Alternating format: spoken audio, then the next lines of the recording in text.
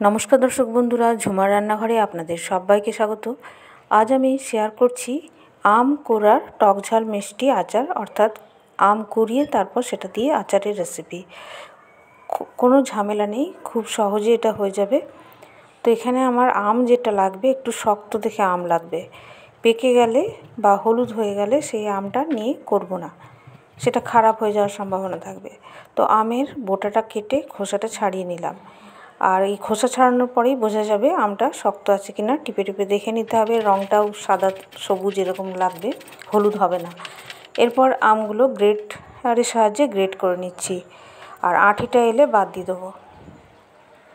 এইবার এই কুড়োনো আমের মধ্যে পরিমাণ মতো নুন আর হলুদ দিয়ে দেবো। প্রায় 1 চামচের মতো নুন আর হাফ চামচের মতো হলুদ লাগবে। একটা চামচের সাহায্যে ভালো করে মিশিয়ে নিলাম। এবার একটা বড় জায়গার মধ্যে ছড়িয়ে নেব ভালো করে, যাতে রোদে দেওয়ার পর শুকিয়ে যায়। তো একদম সকালে 9টার মধ্যে এটা রোদে দিয়ে দিয়েছি, আর বিকেল 3টে-4টের মধ্যে খুব ভালো করে এটা শুকিয়ে যাবে, কারণ এখন রোদটা খুব বেশি আছে। এইভাবে ঝুরো ঝুরো হয়ে যাবে আমটা, তবেই এই আচারটা তৈরি করতে পারবো। এবার আমি একটা রোস্টেড মশলা, 5 ফোড়ন আর শুকনো লঙ্কা কড়াইয়ে রোস্ট করে নিচ্ছি। 1 চামচের মতো 5 ফোড়ন আর 3টে গোটা শুকনো লঙ্কা নিয়েছি।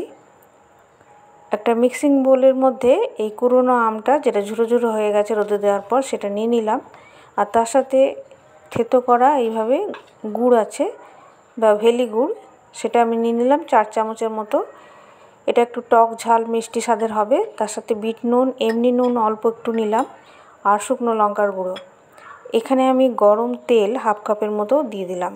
এতে খুব ভালো করে মিক্স হয়ে যাবে গুড়টা, আর এই ভাজা মশলাটা ছড়িয়ে দিলাম। তো এইভাবে গরম তেল দেওয়ার জন্য ভালো করে গুড়টা একটু মেল্টও হয়ে যাবে, ভালো করে মিক্স হয়ে যাবে। এরপরে বাকিটা রোদে দিয়ে তৈরি করতে হবে। তো পরের একদিন রোদে দিলেই এটা হয়ে যাবে। তো একটা কন্টেনারের মধ্যে, এয়ারটাইট কন্টেনারের মধ্যে এটা তুলে নিচ্ছি, আর একদিনের জন্য রোদে দিয়ে দিলেই এই আচারটা তৈরি হয়ে যাবে। তো বন্ধুরা, রেসিপিটা যদি আপনাদের ভালো লেগে থাকে, প্লিজ আমার চ্যানেল সাবস্ক্রাইব করবেন, পাশে থাকা বেল বাটনটা ক্লিক করে দেবেন। তাহলে যখনই নতুন নতুন রান্নার ভিডিও আপলোড করব, তাড়াতাড়ি আপনাদের কাছে নোটিফিকেশান পৌঁছে যাবে। আর রান্নাটাকে লাইক শেয়ার অবশ্য করবেন। আর এটা খেতে হবে টক ঝাল মিষ্টি স্বাদের, সেই মাপে টক ঝাল মিষ্টিটা দিতে হবে। তাহলে আবারও একটা অন্য নতুন ভিডিও নিয়ে দেখা হবে। ভালো থাকবেন, ধন্যবাদ।